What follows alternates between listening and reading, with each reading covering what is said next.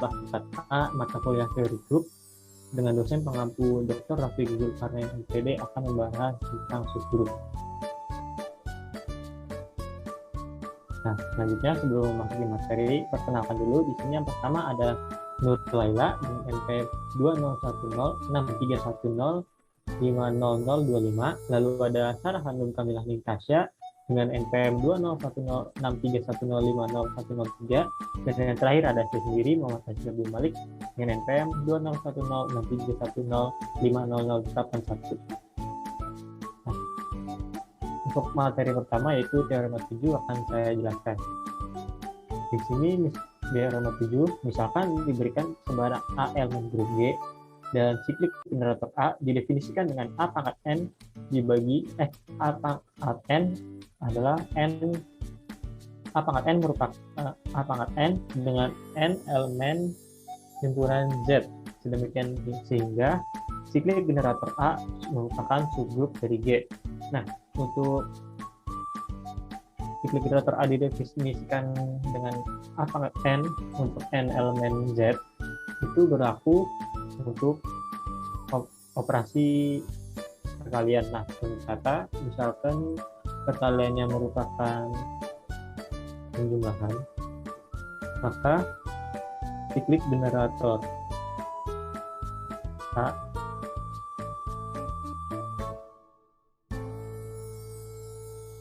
didefinisikan H dikali N untuk N anggota himpunan Z.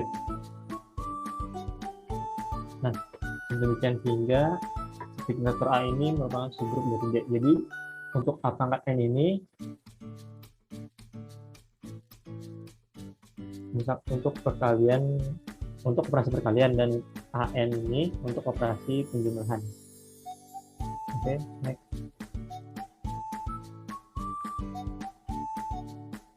Nah, di sini ada pembuktiannya untuk operasi perkalian. Akan dibuktikan bahwa siklik generator A bukan merupakan himpunan kosong.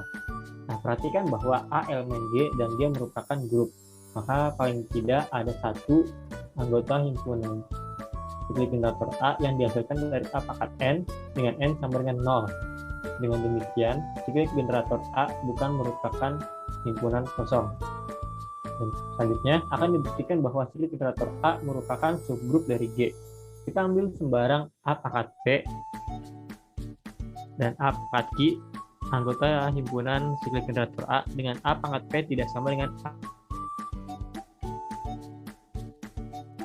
Misalkan G adalah grup dan H adalah himpunan bagian yang tak kosong dari grup G.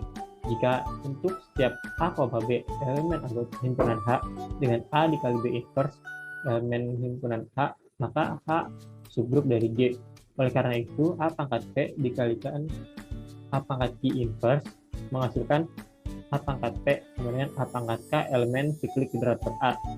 Misalkan P dikurangi Q sama dengan K untuk suatu K anggota himpunan Z. Dengan demikian, terbukti bahwa siklik generator A merupakan subgrup dari G.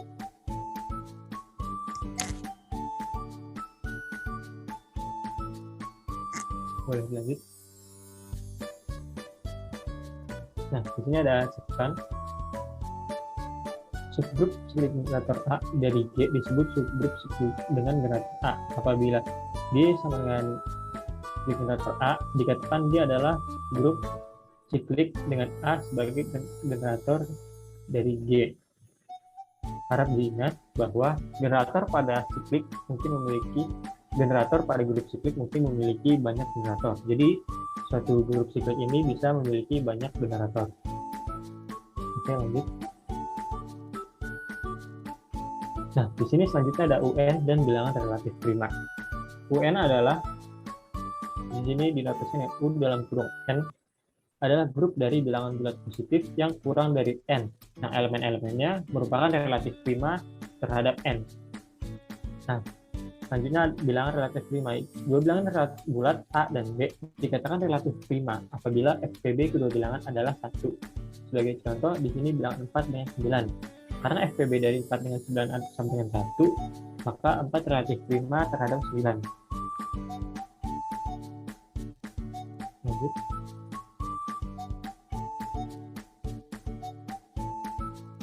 Nah, selanjutnya definisi 17 sifat komutatif pada grup. Misalkan A dan B merupakan elemen dari grup G yang berlaku sifat komutatif apabila AB sama dengan BA. Catatan, di sini dengan catatan semua elemen pada grup abelian berlaku sifat komutatif. Oke, boleh lanjut. Selanjutnya ada definisi 18 center of group yang akan disampaikan oleh Nur Laila. Kepada Nur Laila dipersilakan.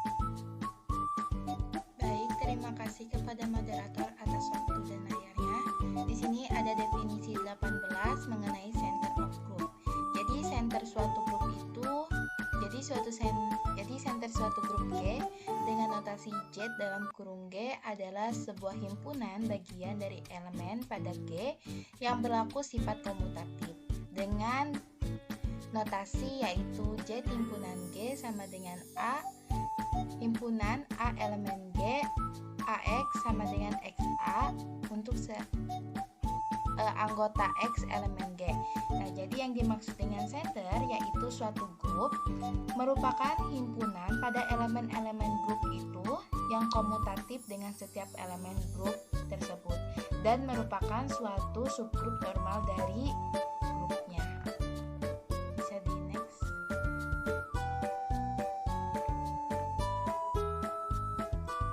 Selanjutnya ada tentang teorema 8 yang mengatakan bahwa center suatu grup merupakan subgrup. Center suatu grup G merupakan subgrup dari G. Nah, bukti yang pertama yaitu perhatikan bahwa identitas E akan berlaku sifat komutatif pada semua elemen di Z dalam kurung G. Dengan demikian, E elemen Z dalam kurung G. Maka pada Z dalam kurung G ini memuat elemen identitas. Next. Terus pembuktian yang kedua yaitu misalkan diambil sembarang nilai yaitu misalkan A, B, elemen Z dalam kurung G, maka diperoleh AB X sama dengan A dikali B dikali X sama dengan A, X dikali B sama dengan A dikali X dikali B sama dengan X dikali A dikali B sama dengan X dikali A dikali B. Dengan demikian, untuk setiap A, B elemen Z dalam kurung G, maka AB ini merupakan elemen dari Z dalam kurung G atau berlaku sifat ketertutupan. Lalu yang ketiga, pembuktian yang ketiga yaitu diberikan AX sama dengan XA. Perhatikan bahwa AX ini sama dengan XA. Di sini ada A inverse AX dikali AX sama dengan XA, maka dikalikan A inverse semuanya dari ruas kiri dan ruas kanan, maka didapatkan A inverse dikali A dikali X sama dengan A inverse dikali A dikali X. A inverse dikali A itu menghasilkan E dan X, maka sama dengan EX. Lalu A inverse dikali A dikali X. Terus X sama dengan A inverse dikali AX. Nah, X dikalikan A inverse lagi. Ruas kiri dan ruas kanan juga dikalikan dengan A inverse. Maka X dikali A inverse sama dengan A inverse dikali XA dikali A inverse.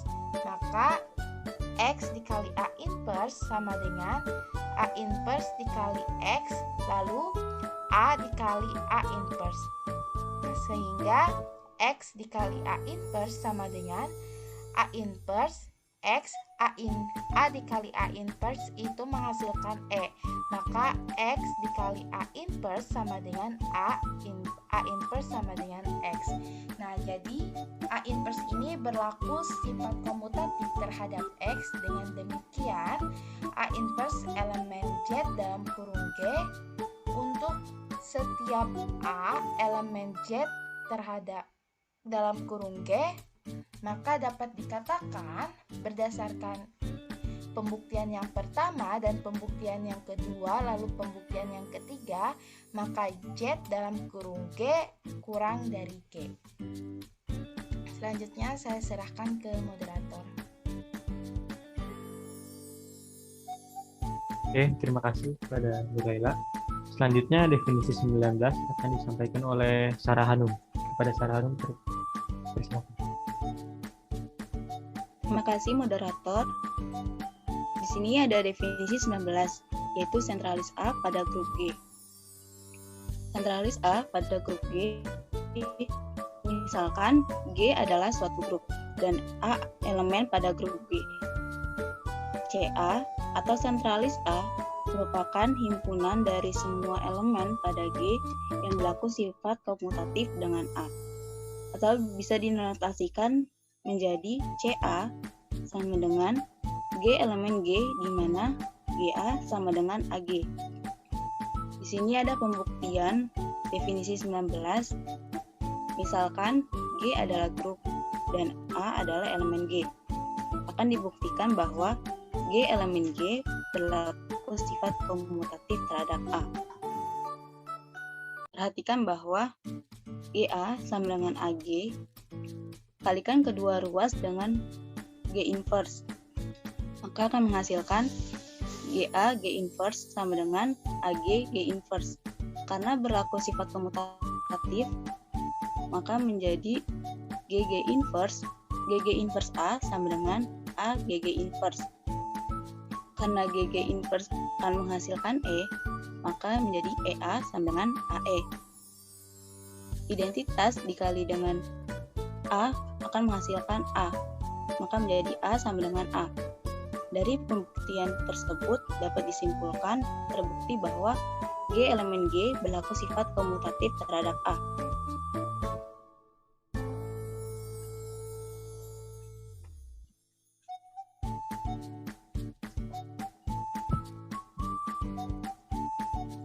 Selanjutnya, ada teorema 9. Sentralis A merupakan subgrup. Untuk setiap A elemen grup G, CA merupakan subgrup dari G. Di sini ada pembuktian teorema 9, yaitu misalkan E merupakan elemen identitas pada grup G dan EA sama dengan AE, di mana A elemen G, maka E elemen CA, yang menyebabkan CA tidak sama dengan himpunan kosong. Kemudian berdasarkan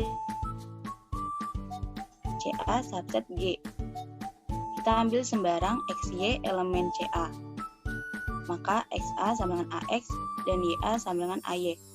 Perhatikan bahwa XY inverse A